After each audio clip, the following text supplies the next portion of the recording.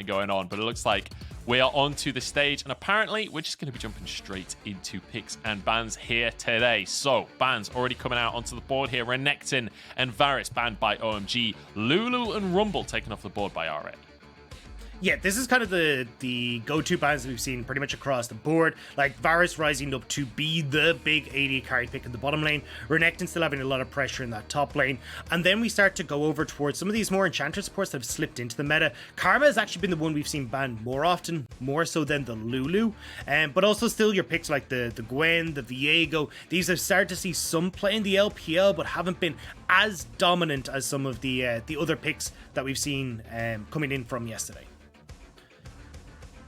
Yeah, we'll see. I mean, Dagda, what's your expectation when it comes to like first picks? Because I guess the answer is there. The Thresh comes on through. I was kind of looking at two, because we've actually seen a huge amount of priority towards that bottom side of the map. It's either been the Thresh to pair with the Jinx, or it's been teams going towards that Ezreal. And it seems to be more of a case of like, how do you feel most comfortable playing? Like, do you want to play heavily around this bottom side, or do you want to unlock your support from the bottom side and have them play more roaming style? But certainly when we have Abel here, who's going to be going up against another one of the AD carry geniuses, he has been very strong on picks like this Jinx, so I'm not surprised to see them go towards the Thresh Jinx combo here. But looking across the opposite side, the early set pickup here coming in for Cube. Cube's been playing a lot of this in solo queue, but to see this priority on it is a bit odd to me. Usually we see something like the jungle or actually another support coming in here. And I've actually been looking at picks like the likes of the Udyr, or especially with the Nocturne, and these kind of picks already banned away. Kai'Sa also just an incredibly solid pick though. Udyr now going to be locked in on the side of OMG. And you'd probably expect an AD carry eyeing up the Aphelios right now, which does do well when things like Kai'Sa want to jump at you.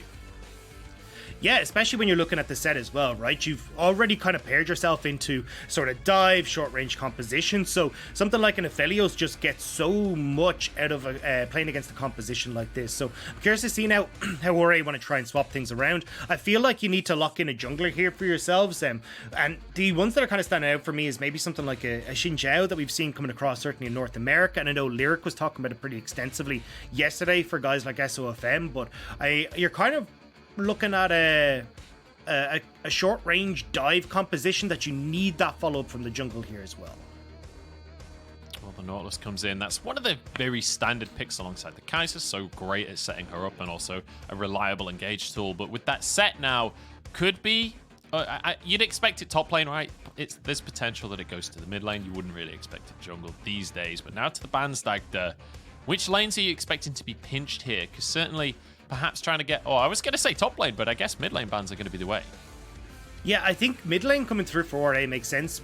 But for OMG, I certainly think we're going to be looking towards the jungle. I think right now, unless you're flexing that set to the jungle, which I'd be pretty surprised at for Leon, I think you can ban away stuff that he's been playing a lot in solo queue, the likes of the Diana, the likes of the Nidalee.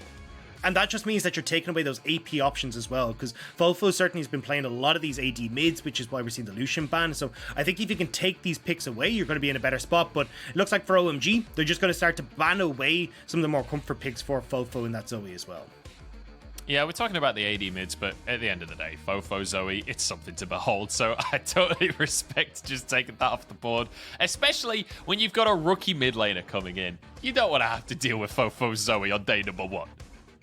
No, you definitely don't, but I'd be curious to see now, look, because you're going, okay, well, we're going to ban away the Sylas, the Orianna, the Zoe now as well, so we're already kind of flicking our way right down the list. Like, we have seen a bit of Victor and Azir coming out still for these control mages, and Fofo has been a really strong Azir player, so maybe they go towards something like that. But it certainly feels when we're looking at their picks that they want to be going in aggressive, they want to be able to make these big plays. So honestly, we could actually see them maybe teeter over towards something like the LeBlanc here that we saw brought out yesterday as well, something that can just play super aggressive and get in with the rest of this composition. Oh, Gwen slipped through our fingers here. I didn't think about the new champions that are available, both Gwen and Viego available to be played, and RA considering the lock-in. We saw FPX play them yesterday and absolutely dominate with both picks. It is going to be that Viego. I'm kind of surprised though, because Aliric brought up a really good point yesterday, is that Viego does really well in the mid lane into melee matchups because he's got that extended range. Against things that, well, especially blind, it feels like you can actually go for a lot of picks that can do quite well against the Viego here. Now, this could also go towards Lien in the jungle, and we have obviously seen quite a bit of Viego jungle, but it does mean you're a much slower clear in comparison to the Udyr, and your impact on the map is going to be far less. So it means ORA certainly are going to be in the back foot for quite a while, and could get a lot of time to OMG to have these map plays in the early stages, and especially with a composition right now, if they do lock in that Victor that scales super well, that actually kind of plays into OMG's favor. It could, but on the other side, new champions generally better than old champions, so I say just lock in the Gwen and just give it a go, alright? Maybe not, we'll have to see, as they're looking towards a mid lane pick by the looks of things for Fofo. What are you expecting here, Dags? Yeah, I kind of want to see them pivot a little bit here. I feel like the amount of zone control that OMG has in this composition works super well for the likes of a composition that wants to go for this heavy dive, but it looks like they're just going to double down on with Fofo going towards this Galio. So this is an insanely short range composition that I think Aphelios do super well into. Victor's going to get a lot of use out of his stuns, and then you've got the box and everything else that comes with Thresh, and even the zone control offered by this Wukong. It feels like ORA might have trouble getting into and onto the carries in certain situations, but it will be on Code to make sure that Abel, the new AD carry for OMG, stays safe in this game. Otherwise, they're going to be in trouble. So looking across the compositions, we definitely have two distinct different styles, right? But ultimately, they're sort of focused around the AD carries on either side, right? You've got an Aphelios comp with this Udyr or Wukong and Victor, like very much scaling, very much playing towards the late game. But Aphelios in any composition is usually the star of the show. On the other side of the board, with a set, with a Galio, instantly you're looking towards the AD carry, and that team setting up and trying to peel for the AD carry and trying to set up this Kai'Sa to be the assassin, as it were. Yeah, it feels like for ORA, their best way to try and play this is to start trying to use that Galio in the side lane to create pressure and draw members of OMG aside. Because if ORA are the team that are actually getting to objectives first, this team is going to have way more success. They can set themselves up for flank situations, and they're not going to be all coming in from one direction. But it feels like if OMG are the ones that are able to first get on towards these dragon fights and baron fights, they'll be able to set up wards, set up control, make sure that they're getting these areas where they can funnel the ORA team into unfavorable positions and use their zone control to their advantage.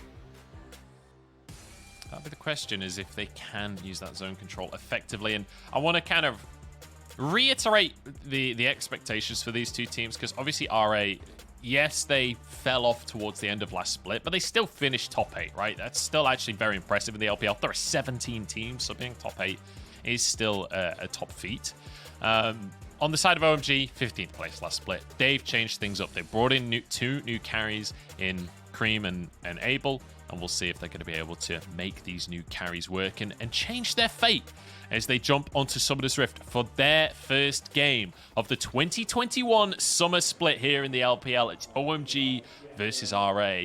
And Dagda, you have to, in your heart of hearts, you have to lean the way of RA in terms of favorites, but I'm excited to see what this new roster for OMG can bring to the table.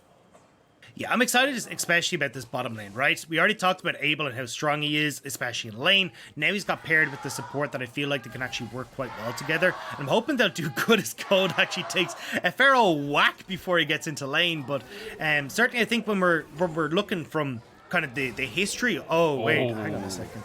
Another hook lands there from Hung with the ISO Q in the brush earlier from iBoy as well. Heavy trades coming out from RA, but actually Abel's doing a really good job to trade this back.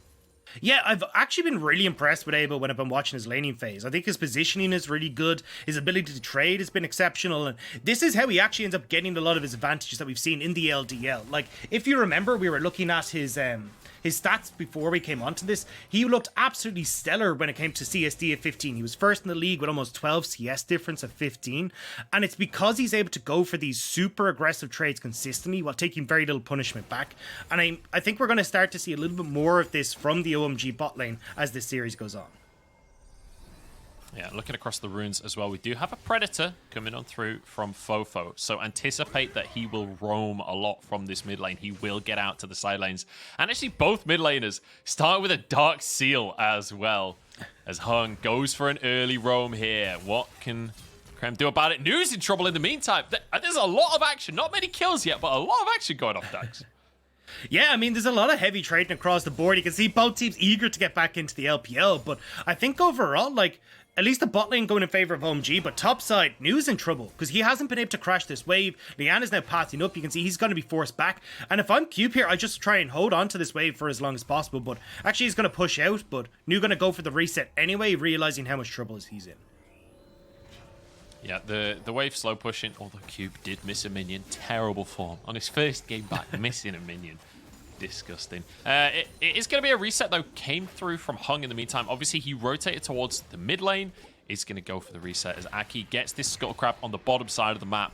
And look at OMG moving towards the mid lane here. Fofo is pretty far extended. There's no vision of this play. Fofo is going to be in big trouble here. The stun goes down, gets the knock up, and now Fofo trying to exit top side. Lien is in that river. Maybe can get some help from his jungler, but Aki's looking to head him off. The rest of the team coming from OMG. How hard are they willing to pull the trigger? In goes one, but he's totally alone. 2v1, and Aki has to get the lantern back out again. Super risky from Aki. There was no need to try and overextend onto that play. You can see already OMG's bot lane had already started to move back down towards that bottom side to catch the wave that shoved in. And honestly, strange play overall. So they don't get the play mid. You've now got the shove coming back in from iBoy and Hung. So they can actually get a nice reset off for themselves here off of this cannon wave push. And they're going to be in great shape with the wave that's going to crash. So I think overall, Ore coming out fairly significantly on top here. And when you've got this opportunity now as Ore, I want to see them start to turn this in towards like things are some of these early dragons and these sort of objective plays, because if you're in a position where you don't actually have to fight for these dragons, you can start to play the map a little bit more, start to look to unlock Fofo to a certain extent as well, and it gives you just more time and more wiggle room as we start to move forward in this game. Yeah, and especially against things like Victor in the early game and Aphelios, like, you would hope that you can win the early dragon fights, because if you can't, you're just doomed. Cold making a play on the bot side, flashes forward, the death sentence lands, flash out from iBoy, but they're going to sacrifice Hung instead. They'll settle for that first blood going into the pocket of Abel, the brand new AD carry for OMG. And this is what I wanted to see from OMG. Not only does it set up Abel, who's been the mainstay and the big guy that we're talking about for this OMG roster, the upgrade, but it's also playing into the hands of what OMG wants to do. This Aphelios is the key win condition for them right now. If he gets fed and he's able to basically 1v9 the game, it becomes very difficult for Ore because of how short range their composition is. They're not really able to play out of range of this Aphelios. So if that's going to be the case, then OMG are in a great spot, including getting this first dragon. I just love that Abel and Cold walked over to the dragon to recall while Aki 1v1s the dragon. They just, grab the popcorn out, just have a bit of a show while they head back to base. They're just in the background, They're just doing the odds in the background, going like, no, he got this. He definitely has this. It's all right. Yeah. Making bets on whether he has to early smite or not. They do manage to get the Drake, though, and they manage to get a recall. And importantly, they get some early boots here for Abel. Having an early kill on Aphelios feels damn good, as Cube is so confident in the top side that he's proxy farming. He's a level up on Nu right now, who is getting seriously bullied in the top side. Yeah, especially when you've got Fofo here, level 6. They were half looking for the dive, and it feels like for Ore, this is kind of their best place to try and play around, because certainly you want Lian to have a lot of help coming through from Fofo, because at these early stages, this Viego doesn't have a huge amount of 1v1 power, or even a huge amount of gank. Like, the ganks are fine because the stun, but the damage is pretty lackluster at this stage. So having this extra help coming through from Fofo can help snowball this Viego and get him to a point that he's happy. Now, Lian looks like he is actually going for the Immortal Shield Bow route on Viego. This has been his traditional when he's gone in solo queue. It does mean that he's going to be able to get a lot of lifesteal and that kind of stuff, but I think actually in this game I would have preferred to see him go that Divine Sunder build. I think when you're a little bit tankier here, because you've got to almost brute force this short range composition, the extra health and the extra healing you can get, I think could have done a lot of work. But Lian trying to get in here. He's making an attempt. It's not going to happen for now, though. But I will say, when we talked about these two junglers in Champ Select, one of the big things we said was, hey, Viego, not that exceptional of a clear speed comparatively to something like the Udyr. But so far, it's actually a CS advantage for Lian, as you can see, Abel grab a plate on that bottom side. shift on out of there. So I'm impressed so far by Lien and how aggressive he's been on this Viego, but also how he's able to stay in control of the map. Yeah, and this has kind of been the big weakness when it comes towards Aki. Although he goes for these super aggressive plays, oftentimes it ends up kind of hindering himself both in his clear and looking for things that aren't really there. And we saw it in that early stages where he tried to run up river, ends up running into 2 members of ORA, and this is where the early advantages have come from Lien. He's able to clear faster, he's able to steal away a couple of camps, and now when he's just got this lead for himself, he's very quickly going to be able to turn this in towards like the likes of Immortal Shield, but not really be under too much pressure to fight early right now and try and scale into the game.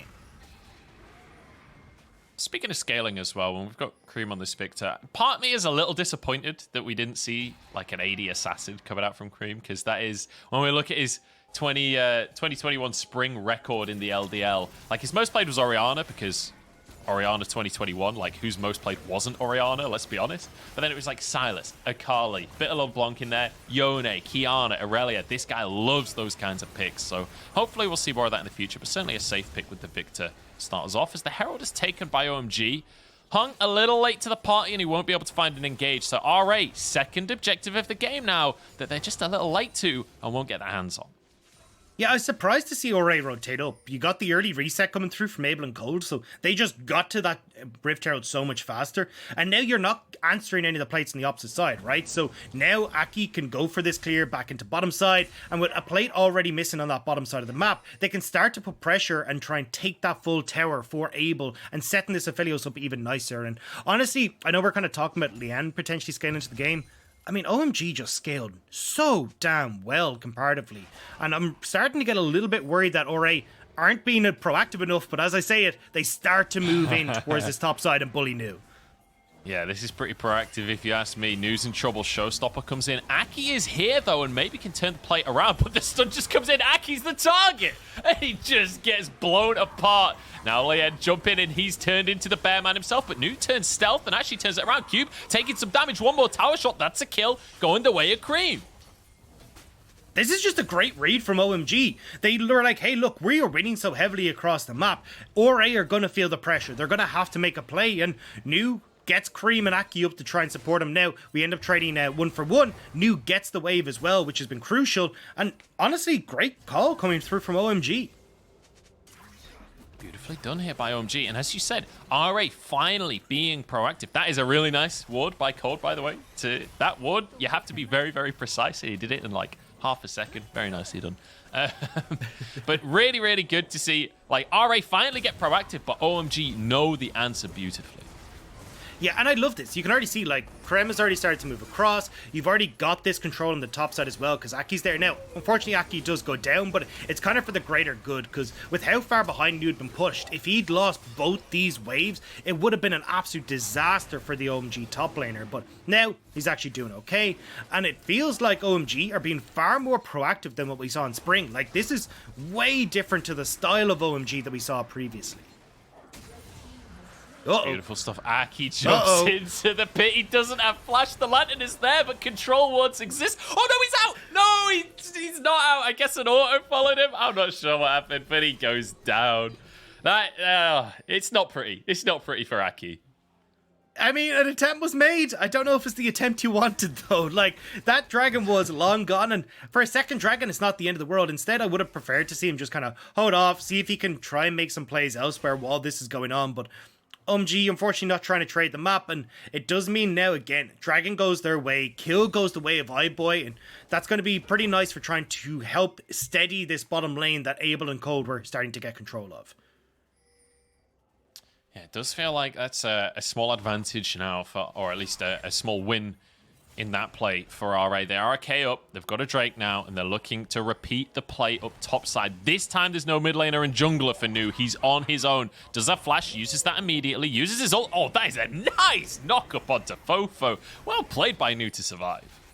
Yeah, and it means now OMG can actually make the cross map, so they end up getting two of the plates there, able to pick them up. Looks like they won't have the wave though to try and take the tower, but if you look in mid lane as well, one plate taken there, but Cube will answer with that play on top side. So you're seeing a very split map coming across the board here, right? a lot of the gold for Ore is going to be situated on Cube on that top side, whereas the gold is firmly on Abel and a little bit on Krem for OMG. And as we talked about, you know, the ability to control the zones in these fights, having Abel ahead of the play, so then he's getting to those 3 items where Aphelios really becomes unstoppable. This are in great shape. Taunt in the mid lane, there's a hook as well. Krem, what can you do? Just gets absolutely blown up. Lien there to grab the kill as well, which very importantly, like when you've got a Galio mid lane, you don't want him taking the kills. Give them over to Viego. Yeah, I mean, they get the play on mid, Krem goes down, but bot side, or OMG do finish taking that tower. So looks like we're going to get a little bit of a trade kind of still going through here. I'm curious to see, though. I think for Ore, I would have preferred to see Cube starting to move down towards this bottom side. I feel like you consistently want to try and play towards your strong side. Oh! Ooh, good effort. Good effort from Code. It was a little early, but he predicted the dash there. Had he done that just a split second later, that would have been a beautiful hook. But coming back to this point, I think playing towards Cube is what you really want to do here as Ore. And if you're putting Cube on that bottom side, it means that you can actually look for the next tower. It means you can keep yourself in getting these towers down and starting to open up the map. So, you know, Fofo can play off in a side lane reasonably well. Cube is going to be a monster off in one of the side lanes too. And that's how you can start to open up the map and force OMG away from these objectives so Ore can actually start to pick them up. Now, though, it feels like you've kind of just created this long lane where Cube, sure, he can shove this in, but then he's not really in a position to play around the map. And you've also got your strongest member playing towards this top side of the map with Rift Herald about to spawn, and you're not really getting much use out of your TP. Yeah, and speaking of Rift Herald, look where OMG are. Everyone just making a beeline up towards the top side. Krem, has the TP available as well. So you expect that OMG should be the ones with priority on this one, should be able to get this without any contention. And when we look at what we set out for these two teams, it was about OMG kind of playing it a bit safe in the early game and scaling into this one. But it feels like OMG have grabbed control of this game a lot earlier than we were expecting. And for RA, that's really bad news. But when it comes to mid-game fighting, with the amount of CC they have, it's not over for RA yet. No, and especially when OMG are starting to aggress towards objectives like this with Ore in the vicinity, this is where you could find your moment for Ore. Like, even when you look at the build, Fofo has gone for a very supportive build, so a lot of that damage has to come from Leon and iBoy, who are actually in a reasonably okay spot right now. Although, as I say that, iBoy hasn't actually finished his mythic item yet, so a little bit behind the curve, but still enough of a pressure to bully OMG away from this Rift Herald, and they will be able to take it for Ore. It's okay if iBoy doesn't do that much because they have Viego, which is a very recent champ and therefore completely broken. He counts for about 2.5 champions once he gets a shield bow, so I think they're good to take these fights regardless at this point. They do have themselves a 2,000 gold lead as well. Lien jumping forward. He's stealthed right now and has that Herald to use mid if he should so choose, trying to defend the ward, but I don't think that's one they can really contest for now. But Drake up in 20 seconds here, Dagda and OMG grouping like they want to fight. Oh, yeah, Hook actually comes out. Here's TP as well. Galio ult across the team. There's a knock up onto Aki, who dips out the back of the play. Hung goes down, though, just blown apart. Now Showstopper into the fray, but Cube's completely on his own. Nobody following up on this one. As Abel's over the wall, chased down by the rest of the team, and RA get the kill. Heartbreaker to finish it off as Aki, desperately escaping. New saves his life and bonks Cube on the head. But I think RA will still get the Drake. That looked like such a good fight to start things off for OMG, but Abel just goes that little bit too far forward, gets collapsed on by 3 members of Ore, and isn't able to get away from there. So now Leanne, nice and healthy, will get this dragon as a prize for Ore. It's beautiful to see RA still holding on to control in this game, managing to get themselves a second Drake here. This will be their second one. And again, as I said before the fight, a 2,000 gold lead. It was 2 kills for 2 kills. So in terms of the gold lead, not much has changed. But that Drake gonna give a small advantage in favor of RA. Unfortunately, it is a Cloud Soul, so Drake's not gonna be the most impactful. I love how OMG start off this fight though. Watch how they start to move back into this choke point, so then it makes it very difficult for this short range composition of Ore to fight. But here's the problem. Abel moves forward and 3 members of Ore instantly jump on him. Wasn't expecting 2 more members to come out of the bush there. And from that point forward, your main damage dealer is gone. You've already lost Victor as well, who's gone for the Everfrost build, so not really having any damage left. Hang on. Means Ore can take it. Plenty more still going on. Lien now going to be in a bit of trouble, but I think he's got away with this one. And yeah, you're absolutely right. Abel jumping forwards, he sees Lien's low health bar. He's like, oh, I'm going to get a kill on this one. Then suddenly it dawns on him. It's season 11. He's about to get a shield for half of his health. You don't get a kill here. Yeah, a little bit unfortunate. I feel like you have some unresolved issues. Do you want to talk after the show? Are you okay? Like, I don't want to talk. I just want to build the shield breaking item. That's all I want to do at this point, because there are way too many shields. Let's just say that. Viego is in a hell of a spot. Onto the blue buff. Lien looking to contest this one. He stealth Fofo's in trouble. That Moo gets in. Easy solo kill. Just absolutely destroys Fofo. Yeah, and I'm like, you're not really going to be able to trade back as Fofo there. No, actually, nice job there from Code to save Abel, but you haven't gone a damage build, so you've actually got nothing you can do. Turret will go down in the mid lane, though, as you do get a cheeky Rift Herald coming in from the backside there. But overall, I mean, you're now got New, who's picking up some gold in the side lane. He's got his Divine Sunderer finish, so he's actually in a really good spot, especially with the 3 kills that he now has. So it's not as easy for Cube to just bully him out. That Divine Sunderer is kind of busted at the moment with the amount of damage that it does to your max health, the amount of healing that you get as well. So I think overall, like, you're kind of in a pretty good spot now again as OMG, and RA, this isn't looking as convincing as it once did. And we got a replay here, the bot side, like, Fofo, he has the Shredder's Reverie. He knows he's got no way of trying to trade this back, and New able to finish him off nice and handily. Yeah, and it has to be said, Wukong, when you get a big item, you can just all in. It's one of those champions that it's like, do you have the stats? If so, great. You can kill just about anyone in the game. And it's one of New's comfort picks. As you say, Divine Sunderer getting buffed.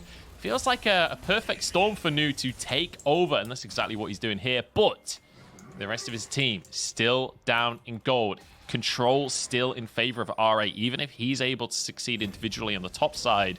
Generally speaking, this game is still in favor of RA, and Lien is the guy to watch. Wasn't sure if he was going to go for that play on towards the Krugs, but Aki should be able to take these. Yeah, so I think the big thing now is trying to see, like, how do we start to look towards these next subjective fights, right? Because although we have OMG doing some good things around the map, they've lost their mid lane tower, and this makes it a lot more difficult for them to try and control the vision around, like, the likes of Dragon and Baron and stuff like that. And for RA, this is wonderful, because as you can see, they're starting to play at this kind of 1-3-1 style, where they shove in the side lanes super far, they start to back away, and they're starting to get deep vision on this bottom side. And for OMG, this is so difficult now to start to push into River, because there's so many different flank angles for the likes of a Predator Galio to come at you, Cube to try and find these nice flank angles, especially when his TP is up. So for OMG, they need to start working towards getting back vision control of their own jungle and seeing if before this dragon spawns in a minute, they can actually get some sort of control in the River as well.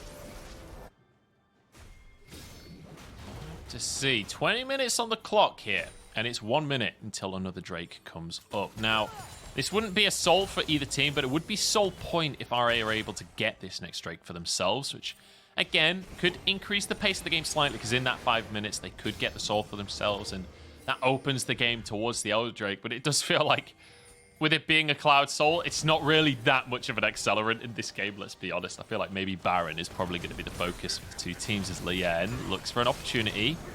Straight onto Krem, but has to back away here. Just getting a little bit of damage in. Yeah, he has gone for the Randuin's Omen second, so he's going to be pretty tanky, and when you've got the lifesteal coming off of this Immortal Shield Bow as well, he's going to be super difficult to take down, especially for Abel. So I think this is where you're going to see if RA can kind of just brute force their way into these fights. But you can look at what we're talking about, right?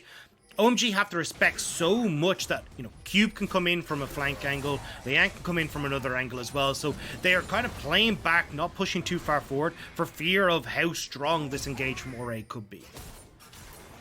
And it has to be said, like, that this game so far has actually been a lot closer than I would have expected on paper, right? When we look at this OMG roster last split, and granted they've changed 2 players, but you'd expect the fundamentals to be the same, right? You'd expect them to really struggle. But actually, the laning phases have been much more solid. It feels like they have a clear win condition. They're scaling excellently, and sure, they lose this Drake. They don't have control of the map right now, but as we said before, they will scale into things. So things do feel positive for OMG right now. But RA, kind of sticking to what we saw last split, right? It's all about the team fights. It's all about trying to blow the enemy team up in a 5v5.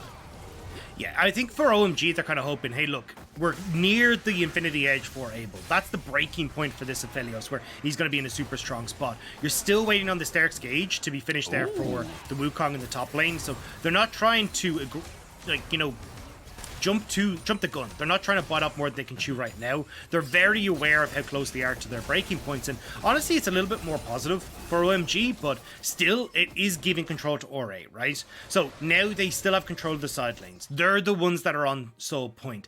And as well, like, you've got iBoy who's gone for this collector build, so he's in a really strong spot for trying to like assassinate Abel in the back line if anyone else can get on top of him. So say Cube ends up with a nice flank or ends up getting this big showstopper off, it's very easy for iBoy to jump into the back line, assassinate Abel, and then the majority of your damage is down for OMG. So although we are taking positives away from OMG here, it certainly does feel like Ore still have a lot of options and can still play to their strengths here and close this game out. You can see Nu is in the bottom side of the map right now, pushing away. Does have his teleport available because RA are starting to threaten towards this Baron. They're clearing all of the vision and trying to set up a dark spot on the map. You can see Fofo is just hanging around there, trying to move around, trying to clear some more vision himself. And Abel now having to walk up and try and deal with this wave. I feel like RA could actually just start the Baron at this point because they'll have complete vision. If anyone comes and contests, they'll know about it immediately. Blue Trinket going to be used. Scuttlecrab about to die as well. And you can see how much pressure OMG are feeling in this situation. They're desperate to contest. They're desperate to fight for some vision. Hung goes in. So does iBoy. Knock up onto Abel. He is eradicated. And now the rest of the squad just desperately trying to escape. Leon starting to get the possessions out. He's playing Thresh and he gets himself a death sentence. There's 2 Threshers in the game and Leon's the best out of them. Krem now has to back away from this one. He'll clear the wave, but that should be Baron. And I love the way Ore are playing this. Deny the vision, keep making sure that OMG have to face check you, and that gives you the opportunity to work with your composition. And again, great flank coming through from Hung to make sure that he's able to cook. Of all people, Abel as well. Like, when you've got all the members of OMG coming through, you get the jackpot for Hung. That was beautiful by Ore. And I have to say, Dagda, I don't want to be a negative Nancy on his first game, but the positioning from Abel in a couple of these fights, the Dragon fight earlier as well, it's not been that great for him and the team. I think the Dragon fight, I do agree with. I feel like for this one, Aki really should have taken that hook. They knew that they were in a bad spot. They were all trying to back away, and unfortunately it means that because Aki's that little bit faster because he's Udyr, it ends up being Abel who ends up taking that. Maybe you had an opportunity to try and turn that play around if Abel had been able to survive, but when you get the hook onto him, you get that great flank coming through from iBoy as well, plus the ultimate from Hung. There's nowhere you can move. You're just completely done for. All right, Baron started once again for RA. OMG not even close to being able to contest. Nu does have TP available, but the squad isn't here yet. 4K on the health bar. This is just going to go down before the contest even is here. Aki charging in with his Predator, but Baron is taken. RA trying to disengage as soon as that. Say that Cube flashes on forwards here. He's now playing Peel. He's just going to stop Nu getting to the back line. The monkey is down. Lien re-engages the fight. This is an extended brawl here as Cold now trying to escape. ISO Q from iBoy onto Cold there. And it looks like the fight will be disengaged in the end. I'm surprised RA managed to win that one out. Yeah, just about able to get the kill onto Nu. Still dangerous, though. There's the flank, though. Oh, the TP's behind. Everyone is beautiful as the Collector gets iBoy a double kill. Lien wants a little bit more as Aki desperate to escape. Cube toys with the idea of a dive, but you know what? There's a Dragon Soul coming up in 30 seconds. There's a tier 2 in this mid lane. They've got the Baron. RA, they've got everything they want. That was gorgeous from Fofo. Spotting that ward, cutting off the escape route, and now Ore, they again have full control here. They're able to push in these side lanes. They're in such a good spot with the Baron as well, and it looked like OMG had maybe been able to, you know, kite back, get some distance for Abel, but Fofo completely shuts that down. Beautifully done, and the double TP as well to make that play happen as Fofo and Cube get the flank off. That'll be the Dragon Soul, which again, not the most impactful soul, but having 3 Cloud Drakes, that is impactful. Having your Galio on such a low cooldown, and your Settle as well, these big playmaking ults that make these big fights happen. That's a big deal for RA. They're definitely set up for success now. And iBoy also, when he uses that killer instinct, he also gets a huge speed steroid, can zoom around the fight. So it's like we've got 17 different predators in the game now. Yeah, I will also say this becomes really difficult for OMG just because their wave clear is kind of meh. Like, if you're sitting out in like a 1-3-1 stall, which you can see RA is starting to go towards, Victor's the only one that can really try and clear out these waves. Abel has to go way too far forward. Same when you look towards New, and it just leaves them so vulnerable to any sort of play that RA wants to make. So this is now RA in a really strong spot, and it's going to be quite hard for OMG to try and defend this. Feels like Lien as well is having a bit of a new year, new me kind of moment here, because he's dyed his hair blue and he stepped up on Viego and he is dominating on the Rift as well. This is a fantastic first game of the split for Lien. 5-0-4, almost 100 CS up as well. And now the siege can begin. As you can see, Cube is in the mid lane. Hung could be caught, but nice little anchor toss to pull himself out to safety. And again, they're playing with Baron. They can play this fairly slow. Only 20 seconds on that Baron, though, so this will be the last wave that they get the buffs for, and it feels like OMG might be able to defend unless the dive is threatened. It's going to be the stun thrown out. The wave will be cleared, and it looks like they'll hold on to the base for now. Hook goes on to iBoy, but the cleanse is there. Cold now knocked up and taken down instead. Beautifully played by RA. Yeah, now they can just look to close out this bait or get the tower as well. Going to be able to push in, get the spot on inhibitor. Like, that was so well played by RA, especially just as the Baron was about to run out. And that is, when you look at these two compositions, you wouldn't expect RA to be playing the fight at arm's length, but just playing that beautifully, not even diving, just punishing Cold for the overstep. Now the dive comes on through, but there's a good couple of knockups there. Fofo having to back away. New using a stopwatch and actually gets out to safety. The laser comes through, and the dive is deterred. OMG hold on to the base. Yeah, RA are playing this so respectfully of Abel. They are more than aware of what this Aphelios is capable of, so they're just trying to play off of cooldowns. It's like, cool, can we get onto a key carry and just burst them out? No? Right, back away. We're not going to be able to follow this. We don't want to give OMG that opportunity to get back into this game, especially, you know, when you've got the bottom inhibitor, you've got 3 minutes until this Elder Dragon's up. You're the ones that are in control. There's no need to try and force the issue. Beautifully done. And now, as you say, I think 9,000 gold lead in favor of RA. It does feel like pretty much everything is going their way. The world is their oyster, or I guess the Rift is their oyster.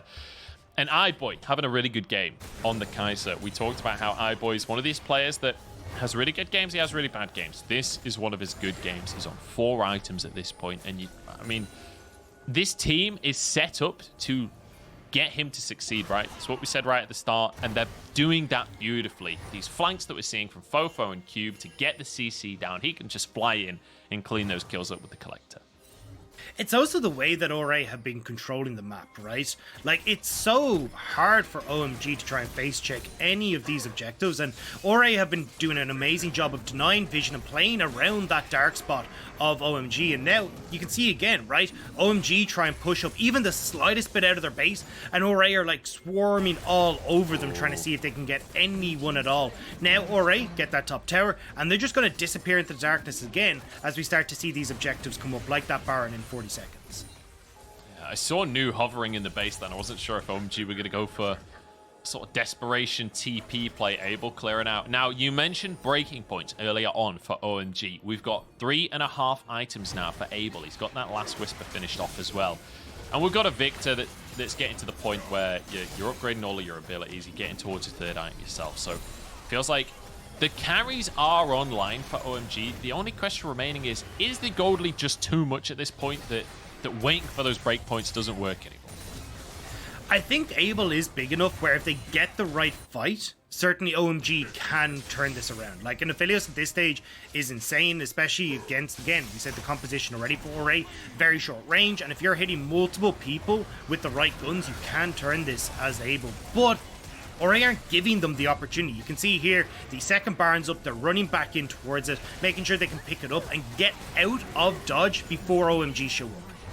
Oh no, the Moonlight Vigil goes wide. Here we go, knock-up is there. Chaos Storm ticking away as well. This could be the fight as Cube flashes into the backline. New 1 HP showstopper over the wall. It was stylish from Cube, but he might answer with his life as Aki chases him down. It's messy, but Chaos is exactly where RA thrive. A double kill for iBoy as they chase down Cream, the last player remaining. Actually, Aki escaped up on the top side as well, apparently.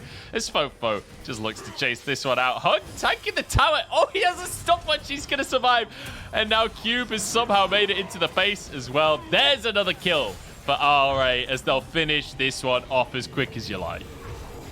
I mean, look, it was a solid attempt from OMG, but unfortunately for them, Abel got stuck over the wall. He wasn't able to follow up on that fight, and last-ditch effort means that RA will take game 1.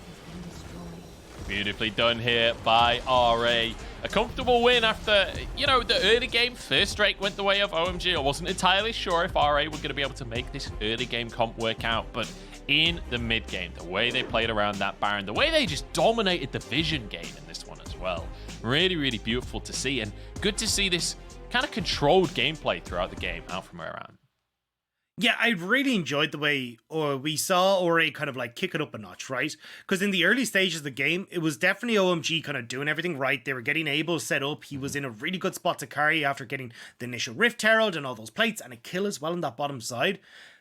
But when Ore really got the level 6 coming through for Fofo, they're like, right, we need to make things happen. So we saw them going topside again and again and again, making sure that they could actually get some control of the map back, start to get these towers down. And from there, it was what we talked about. Spreading open the map, making sure they can use that to get vision control, and denying OMG the opportunity to approach these objectives. And from there, it just became so easy for them to get Barons, get these dragons, and get the game in their favor.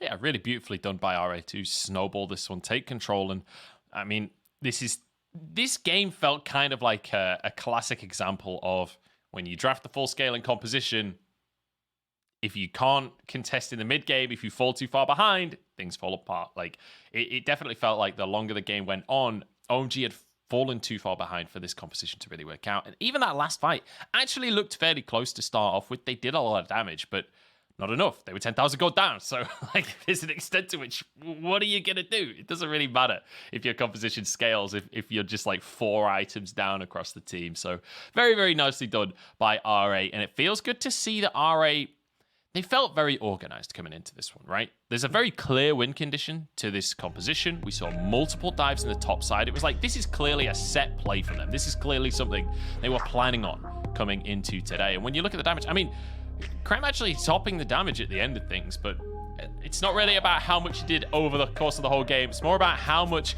during those crucial fights that turned this one. Yeah, and I think that was, as you kind of touched on there, like, Ore had a definitive game plan, and they executed super well on it. And we saw it even from the item choices coming through from Fofo, right? We highlighted the Shirelia's Reverie. Well, when you've got a composition that needs to get in on top of the opponents, if you've got Shirelia's Reverie and a Predator popped, you're zooming. Like, you're getting in on someone whether they want you to or not. So the fact you were able to bring, like, Cube, Leanne, and everyone else, even Hung as well along with you, it makes it very difficult for OMG to try to escape away from that play. So, I mean, RA just had a very good understanding of how they needed to play out this game, where the weaknesses of OMG's composition were, and how to exploit it. Yeah, and I feel like as well, with how sort of messy some of the fights were, especially later on in the game, Viego is just going to have a whale of a time, right? That is exactly what Viego wants out of a fight. Being able to just dive in and out of the fight, use that lifesteal, and then once one kill goes down, possess, use the abilities, Heartbreaker, possess, use the abilities, Heartbreaker. It's honestly, it's a terrifying combo to have to go up against. Beautiful game number 1 here from RA. We're going to jump into a break, and we'll see if the new squad from OMG has more plans up their sleeves right after this.